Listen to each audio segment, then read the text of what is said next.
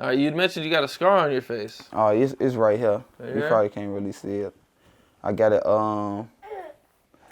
Hey baby, I got it.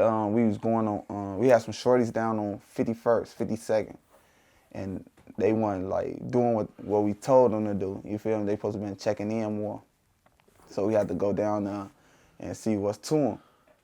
Then they end up acting like they ain't want to be with us no more, and I end up getting the first lick of from the rumble, and they end up scratching me on my eye, and then still had a scar from it. Oh, okay. Just a fight. Yeah, Okay. it's cool. Nothing big.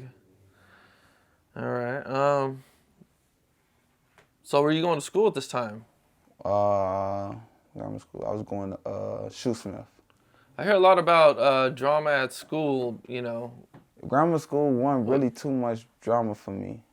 Oh, okay. But like I remember other members had to go to school on the ops block on 53rd. I remember like when I get out of school, I go up to their school and with they little gas and stuff like that, help them out, or go up to their school and walk them back to the block and stuff like that. Oh, okay. So even at that young, it was still. Yeah, it was just how we was moving. Yeah. Okay. Did you know Chief Keef? Yeah, or any I know of them? Sosa. But he's still here. I know Sosa. You feel what I'm saying? Yeah, this another how we started linking with Front Street, started locking in with them, and Glory Boys and Lamron and all them, because the studio was on 54th in Michigan, which is like 3 blocks away from Indiana.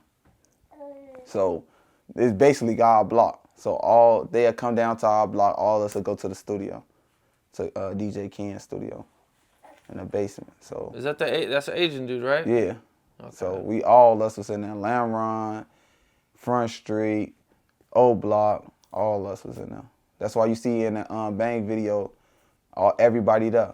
You'll see Dirk in there. You'll see all of my shorties from Blackgate. Like he under me, so he used to roll with my shorties more. But I'd be in there. Oh, okay. So you were rapping even back then? Yeah, I was rapping, but I don't want rapping. Nah. You weren't taking it serious? Nah. Around what time did you start taking it serious? I'll say at the end of 2011. At the end of 2011, I started like, man, oh yeah, it's a movement. Cause I'm starting to see it move. It's starting to, everybody doing it. Like this we just doing. So I'm just like, all right, fuck it, I'm gonna do it too. I know how to rap too. So I just started doing it. But I kept, after that, like 2012, I kept getting locked up every year, 6 months, 8 months, 4 months, year and a half. You feel me? I'd say since 2018, I've really been taking it serious, like trying to stay out of jail just to forward my career.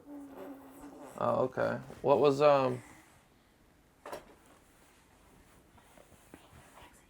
it like back then with Chief Keef and shooting the videos and he's starting to blow up fun. and everything? It was just fun. It was like, oh, this real. This for real. Like, niggas blowing up, getting on the radio and doing shows. We was all at the shows and like it was busting. We just happy it was us. Is there any stories from that time you could share? I remember one time I came in the studio, like Sosa was always there. Even when you say, you know how you go to the studio and it's clear because it's your studio session. It'll be everybody already in there. So now you in the studio, you kind of nervous and all type of shit because you don't want to fuck up because everybody out there. This like the kicking spot everybody come to. So I'm in there nervous. I'm in there messing up on the rapping and shit. So coming out, he came in there, fixed the mic for me. All type of shit. You got this beat, shook up with me and left out. That's just a little story, you know? Oh, okay. I was just with him like, I don't know if it's last year or the year before. He had a show in Iowa. I went to a show in Iowa last year with Sosa. And he had another show. I forgot what it was that. Probably was it Wisconsin? No, it was in Illinois somewhere, I think. What was it? Indianapolis, and what else? In Iowa. I went to a show in Indianapolis and Iowa last year. So at this point, you know, you're kind of in and out of jail. What was the second thing that you got busted for? The second thing was in 2012. 2012, like January, I had a party. That's when I had a video shoot / party. And everybody from all the blocks came to the party, and it was over capacity. And my neighbor ended up calling the police. They ended up raiding the crib and finding like 8, 9, 10 pipes, guns. And I end up, 2 of the guys from Front Street ended up being my rappies on the gun case, which is Fredo's little brother, Capone boy, and one of the other guys from Front Street. So my first like felony gun case, it was with Fredo's little brother and somebody else from Front Street. Not even nobody from my block, from Blackgate. Oh, okay. And this was at a video shoot? This was at my video shoot at my crib. No way. Yeah. And how they just raided it out of nowhere? Yeah, because they said the music was loud. But what ended up happening, like, we was all in the yard, streets, in the back, and the crib was like, I ain't gonna lie, it was like 60, 70 people there. Mm. And we shooting a video, so, we young, we got the pipes. Everybody got the pipes, we shooting the videos in the middle of the street. And cars driving past, people putting the beams in the cars and stuff like that. So they ended up calling the police. Oh, okay. And how long did you go away for? I bonded out. I was in there for like a week or 2, and I ended up bonding out. And I sat on the case for a while. I ended up catching another case. Then I had to sit. I was locked up for like 8 months. So you were out on bail and you caught another case? Yeah. What was that case for?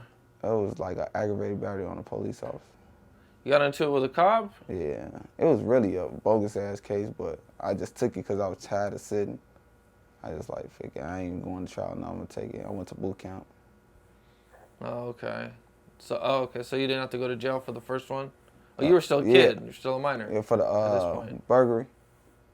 Oh, you talking about for the gun? Oh, for the gun. No, the gun was in 2012, so I was like maybe 20-something. Okay. So as you're getting older, Mm-hmm. and you're in the streets, what's going on when you're like around 18, 20? 18, 20. As you're getting older. Wilding. 18, 20, wilding. I had like a Benz. That's how I got my name, Benzo. I had a Benz on like 22. And I kept a big ass 4.5 llama under it with a lemon squeeze on the back of it. And every day I'm on it. All right. What are some situations that happened to you back then? Nothing. Nothing? You didn't get into no issues or nothing? Nah, nothing I could talk about. Okay. Nothing really, nah. Let's see, man. I just took over the block. Around 18 to 22, I took over the block. So you were like the main guy out there? Yeah, for sure.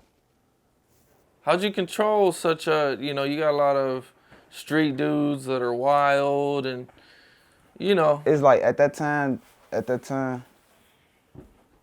they had to honor, you feel me? They had to honor what was going on. So that's what it was. So if somebody laid something down, that's what it was.